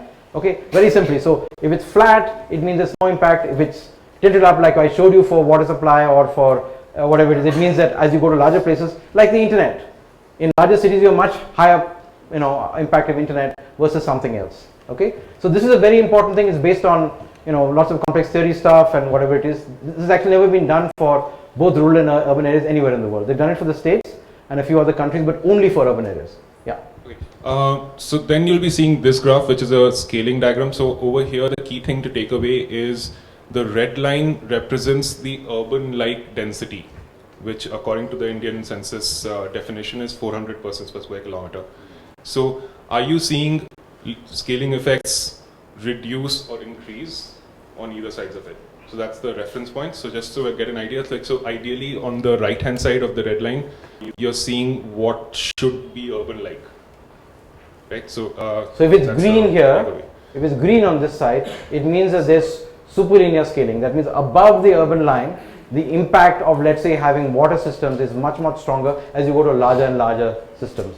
Below this, it's sublinear. That means in the smaller places, let's say if you had healthcare access, it would be much worse. This is what we found, Girls are not able to walk to school or a whole range of other things. So it's worse on this side. So this is, if you look at the numbers here, this is, whatever. Yeah, this is again on the log side. Yeah. So it's 10 population 1, and this is roughly about 48,000. Yeah, so it's about 10. This is 10 persons per square kilometer. Okay, which is really, really low density. We're talking about places like Ladakh and stuff like that. This cutoff here is at about 400. This is the urban rural cutoff that you'll see, and everything else goes up. This goes up to about 100 million. This is like Mumbai kind of small densities, Charpok, whatever it is, Anthill, massive densities that you're having at that side. Okay, cool. Yeah. So you'll see. So when you are able to see it over time, then you kind of see the structural change that is happening in a given outcome. If you're seeing it in a single time period, in which for some variables we could only do it for one time period, that basically shows more of what's happening at that state of the time. So in the sense that if there's superlinear scaling beyond a certain level, that basically indicates that it's in some ways easily seen in those areas. You can't actually make a sort of a trend analysis over that. Okay, let's get the graphs up. Cool. Yeah. Okay, so I'm just going to show you the front. So there are going to be 2 sets of maps here. This is 2001, 2011, all India. This is all places, remember, rural and urban. This is the first time people are seeing this, okay, in public. So it's both rural and urban places, because for us, like Lalit was asking a question, we really need to look at the continuum and how you define and whatever it is. There's lots of stuff that's there. This looks at 2001 and 11, the scaling parameters we talked about here. This is the urban rural line. Fine. So for example, in 2011, what you find is that the sublinear scaling goes beyond the rural line for household family size. It's only after this that you start seeing the impact. So this is maybe at the level of maybe whatever 1 lakh towns or so, you start seeing the impact. This is the variable I was talking about. So if it tilts up, it means there's superlinear scaling happening. If it tilts down, it's in this phase. So what we are saying here is 2-3 things. If you look at household size, that's there, and this is again, people who know the country fairly well, you can see this. Lower household size, this is a lighter thing here, are toward the south. So you can see the demographic transition. Again, all demographers know this stuff, it's fairly easy, and larger household size at that end here. We can actually plot it. We didn't have time to do it. We can actually plot contours of this process right across it. And you can see that there's a shift that's taking place here.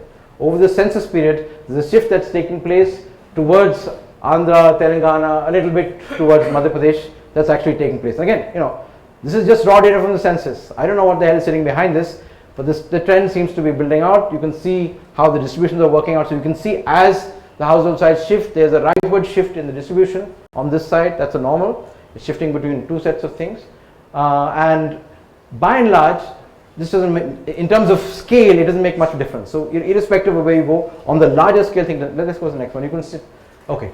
Now you start seeing interesting things. This is the share of child population. This gives you a sense of dependency ratios that are there. And in some senses, the share of child population gives you a sense of how things are going to change over time. So what's happening? The average is dropping from 17% to 14%. Why? Because this part of India, the number of children are actually decreasing. And we know this. This is part of the political challenge of having a 1991 delimitation and having more members of parliament on that side. But you can see that. This is a dynamic process that's actually playing itself out as far as that's concerned.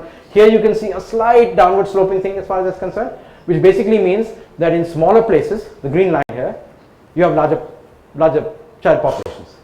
Obvious. This is, again, the data is showing you what we know in some senses, but there are some differences. Kerala is showing the inverse. So you see, our big data is showing you stuff that you actually know. If we dive into this, if we had this available at district level, imagine what collectors and commissioners could do. It's not something that we're inventing. This is all publicly available information. It needs to be processed and dealt with. Let's go on. Sex ratio. Yeah, let's go to the next one. Yeah. So this is something that really disturbed me when I saw this. This is a child sex ratio. And why did it disturb me? Again, big surprise. So we know this. Punjab, Haryana, amniocentesis story.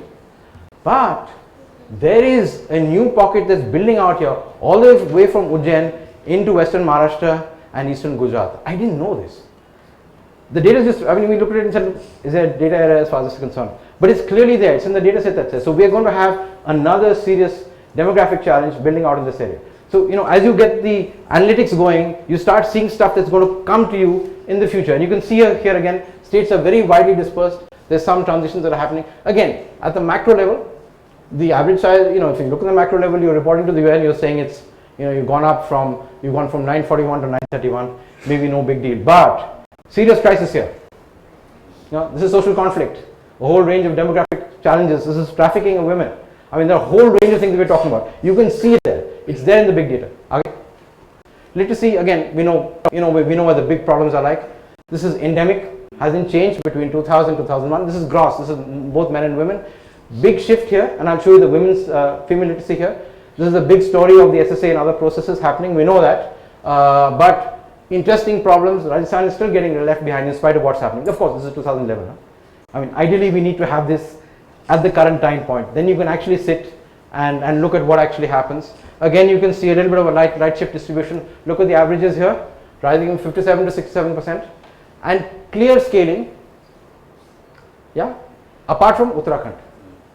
Those of us who work in Uttarakhand know all the challenges there are of access, topography, etc. So again, the data is speaking to what we're actually seeing on the ground. So there is some variation, but you'll see that much more clearly when you come to the next one. Female literacy. Again, a story that we know moderately well. Good story is, this is going out of the yellow, but still serious challenges as far as that's concerned. But on this side, growing from 44 to 56%, scaling is very strong. Okay, and we know this because of a whole range of access regions. So again, the data is showing, and this is one thing in which we have a clear transition. As you go to urban areas or areas that are larger in size, women have access to better education. Very clear. So whether you do it using cycles or whatever the hell it is, but this is a very clear trend. So obviously this is a clear sort of intervention that really helps you in terms of access. Okay, we'll run through it very quickly. Scheduled caste population, why did it just distribute it across the country? And interestingly, we've had this debate here a long time about whether Baba Sahib is right or not. And when you look at the wealth side, it's actually not true at all. Vamsi's famous paper on this, which looks at wealth distribution, the rank order in urban and rural areas, as you go, upper caste, OBC, SC, and this thing, the SCs are absolutely at the bottom. But when you look at this, you can see that there's some differences that are there. Strong scaling. Remember, look at female literacy and look at this. Now we can look at some of the trade-offs that are there notionally between variables. What's actually happening here? So there is a strong impact. Delhi, of course, is the inverse, because it is a large city and there are a whole range of issues as far as I'm concerned. So again, the data is sort of speaking to you as far as I'm concerned. Aage chalo? Okay. Oh, sorry, you were tribes? No, let's go back. Sorry. Yeah, this is the one that's really problematic for me.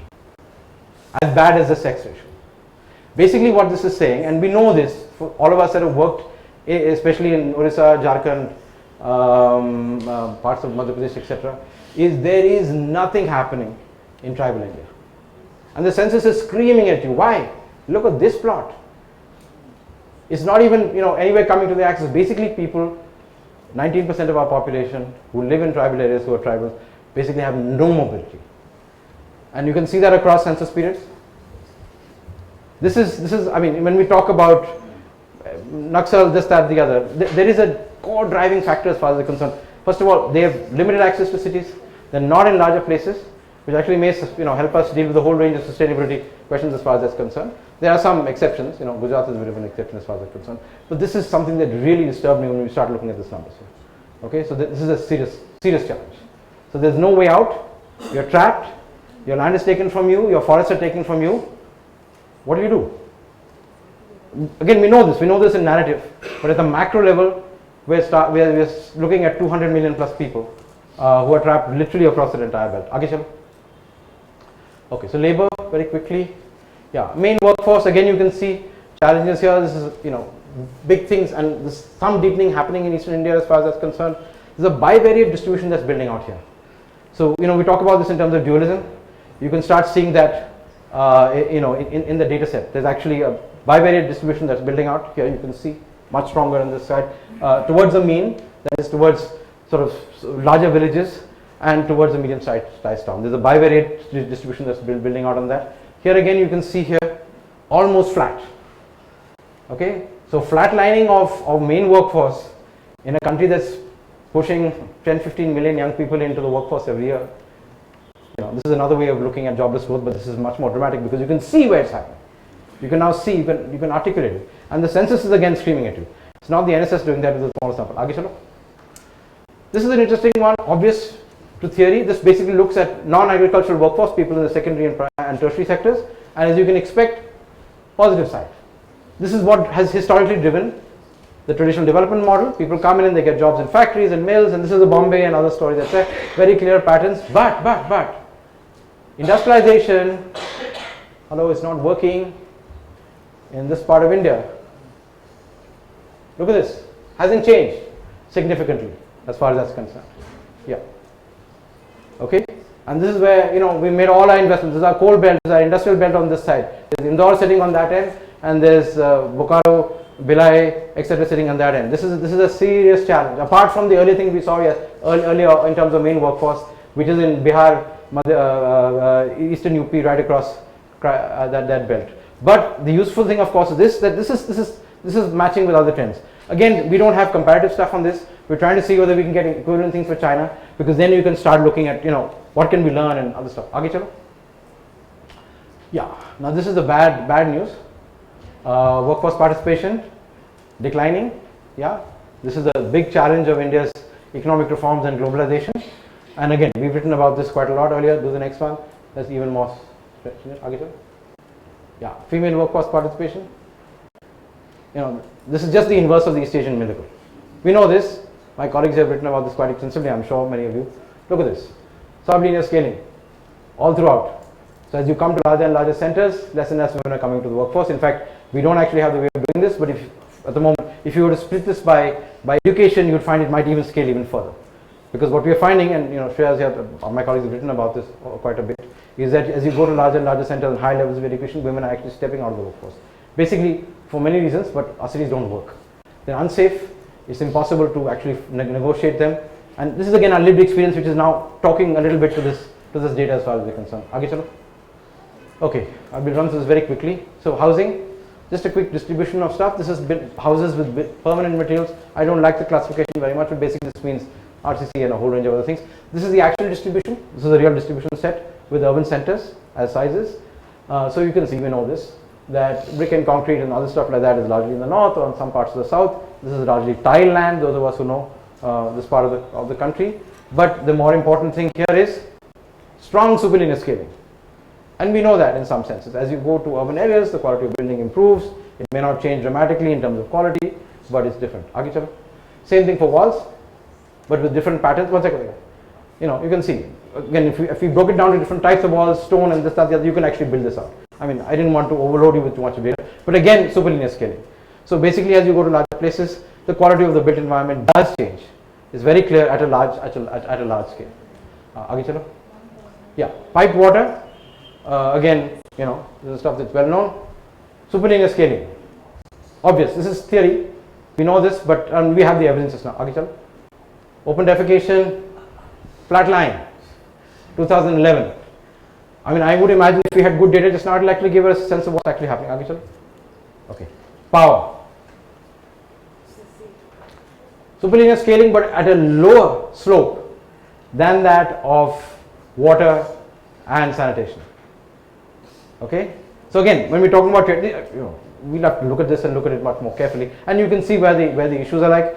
This, in a sense, is a proxy for questions of quality of power. We were talking about those questions that are there, and it sort of reflects that. Again, the census has many issues, but the law of large numbers helps to iron out some of those issues quite a lot. Yeah, this is a big one. Huh? This is like the smart city story, or maybe part of it. So interesting, and the data speaks to it. Of course, it's lag data. This is basically MTL. Okay, I mean wired telephone lines. I mean Airtel and all are very small as far as that's concerned. So big gaps in Eastern India. We know that. High densities on this side. You can see the gradients actually running out. Gap graded, bimodal distribution. 1 million plus cities and everybody else. This is wired lines and that. But still, obviously, getting a telephone line in the old days used to take like 2 months. Now it's faster than that. Let's go to the next one, which is very interesting. Next, yeah. Oh no. Yeah. This is cell phones. So if you just remember the earlier one, just go back to the earlier one. Fixed lines. Yeah, next one, cell phones. Here you can see the dramatic impact. I mean, we know this, but for the first time we're able to look at it nationally. Again, it's lagged stuff, because between 2011 and here we've more than doubled our connections. We have more, I think in the next slide, we have more internet users than the US has. Its entire population at the current point in time. Again here, highly right-shifted distribution. We know that, because many of us have 4 cell phone lines. Interestingly, this surprised me. Slope is much lower.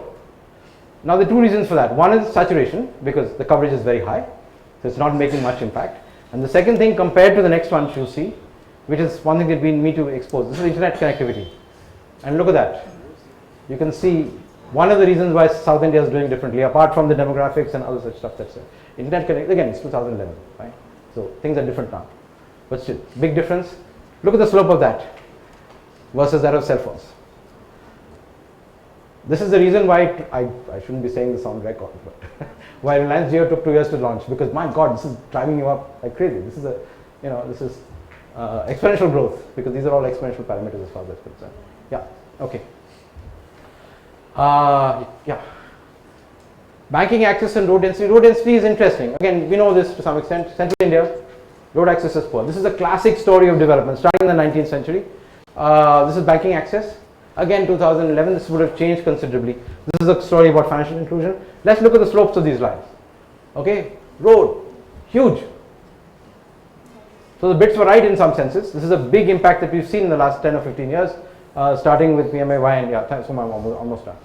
And then banking access, a little bit less. Important, but a little bit less. Again, I mean, this is just, we're just putting up straw people for you to look at. These are obviously areas for lots of research to be done to try and challenge what we've done and whatever it is. Okay, I'm just wrapping up just now. So then we had this challenge of how do we look at outcomes? And obviously we have very poor economic data in this country, especially as far as cities are concerned. So we've used an international proxy. Those of us who know it, this has been used quite well across the world.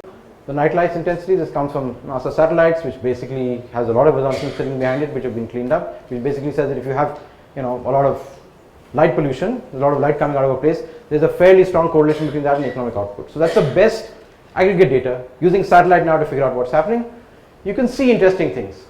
2001, 2011, night lights data. Look at the growth of the NCR region as far as that's concerned. Look at Bangalore. Look at Bangalore versus Chennai. Look at the growth of Hyderabad. I mean, these are things that, look at the growth. In fact, if you enhance this, you can see the golden quadrilateral, you can see the roads, you can see the network here, building out here. You can see this, corridor development that's there. And of course, the thing that you can't see, which should have been there, is if you look at Bangladesh, you'll see that Dhaka is actually much more active than Kolkata in some senses. This is artificial division. So that's the proxy as far as that's concerned. Again, we can zoom in at much greater detail. These are each individual cities. You can see what's happening, and this is the shift state by state of how this night light intensity works. I'm not going to go into that much detail. I'll go. Yeah.